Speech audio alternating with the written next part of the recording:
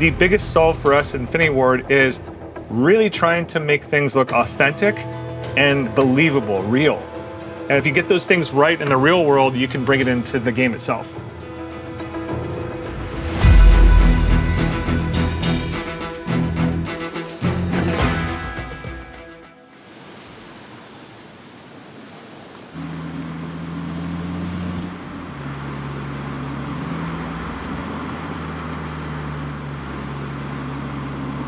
Ever since I was a kid, we didn't have a whole lot of money for toys and stuff like that. And so I made my toys sometimes. I would make toys out of plywood and stuff when I was getting older. I was heavy into model making because I loved Star Wars. And so I just grew up with a fascination of model making, kit bashing, and all this other stuff. And I do better when I have some physical thing in front of me to build from, and I can look at it and twist it in the light and things like that.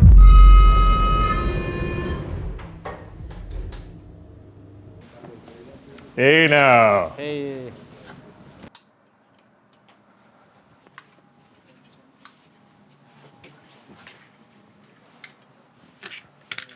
Yeah, there he goes. We build a lot of live action suits and all these builds and stuff. Ghost is one of them, and this is the appliance that we'll use. It's a foam appliance, easy to work with.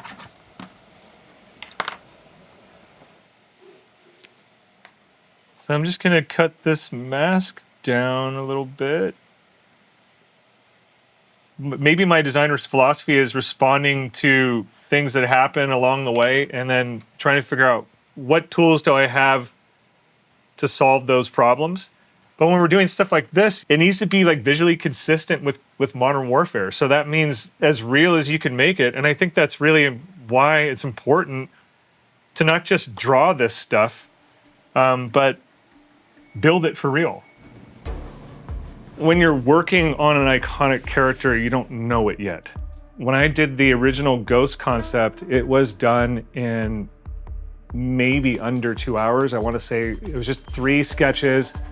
I had an idea from design, and I had no idea that this character would be, an icon of the Modern Warfare franchise and the face of a lot of this stuff. Sometimes I'll just start with a sketch and we'll go from there. These were some early looks for Ghost. A few of us felt strongly that we wanted to pay an homage to the original Ghost. I think people that played those games back at that time know and love, and I think that's a look that might be new to players that are just starting to see Ghost that way also. So there's something for everybody. We had a lot of research with special forces starting back in World War II, and they would customize their gear. So I see Ghost as kind of an evolution of the craftsmanship that special forces people and even military in general, they modify their stuff for a purpose. They're doing the same stuff, only the stakes are higher. I wanted to build him as a wearable live action suit. So I've been getting some people that wear the suits. I have to kind of think about ergonomics. And because of that, it has those ergonomics built into it. That dictated the way the mask actually ended up looking. Because I built it physically, there's some stuff that actually makes sense. That's the best part about going from a sketch to some type of concept like this to actually physically building it. What I'm really excited about with the Vault Edition is that this version of Ghost becomes very special after the events of Modern Warfare 4. So that really is why I think it was important to take so much time and effort to realize this character and build this character out. His presence in this part of DMZ really represents a next step into what I would consider like new places to go in Modern Warfare. Even their blueprints tie back to there's some meaning in it and context and how it fits into the world of DMZ. So I am really excited about that. I'm super excited to see what people think about this when it's released.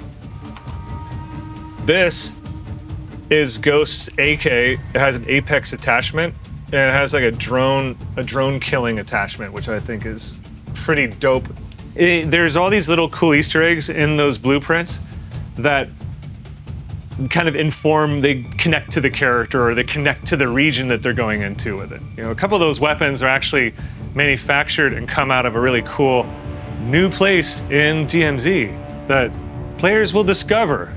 The Vault Edition's kind of packed with some good goodies in there. I think people will enjoy it.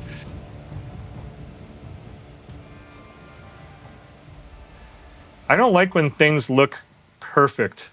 They feel digital and fabricated and unrealistic to me. So this mask is asymmetrical. I did my best when I sculpted it to make it symmetrical, but real things in the real world they're asymmetrical. They don't line up perfectly. It's very human.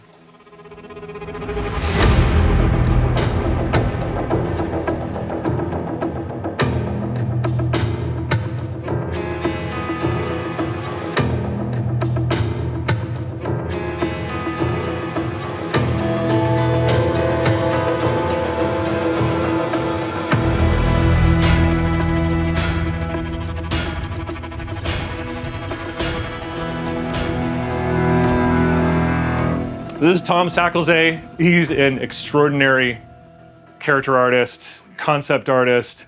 You want to talk about iconic characters. I think Tom is responsible for some of the, some really iconic characters in the Modern Warfare franchise. Like this character, like Joel just built the mask. He gave me the mask. I took a photo of it, put it on the body, passed it back to Joel. He worked on it. We do a lot of collaboration. Send it to the character team. They start to model it. We go back. We do some tweaks. So there's a lot of back and forth collaboration that happens. But yeah, sometimes it just starts with something that Joel just puts together, and then we'll make it into a full character. This process to me it's an old technique, and we're probably one of the only studios that does this. It's the DNA of how we develop here, and you can see it's taken off. We've kind of grown. The process has grown with the times and the technology, and it's incredible. The fans and the community of Call of Duty decide what's iconic, and we just do our best to put together really interesting artwork that is inspiring. Yeah. And he's got a couple on this project already. I've got the feeling they might be, like the community might see it the same way, but I feel they're iconic already. They're really badass.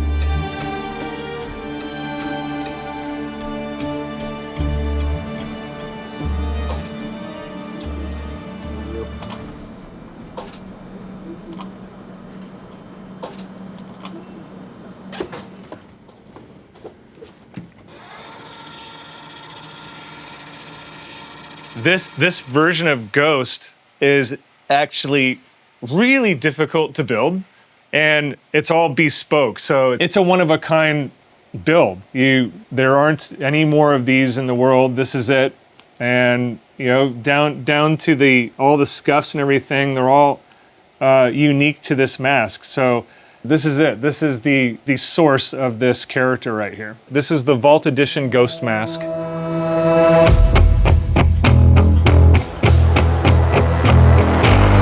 I thought it'd be funny if there's this moment in the story where Ghost kind of comes out of the forest.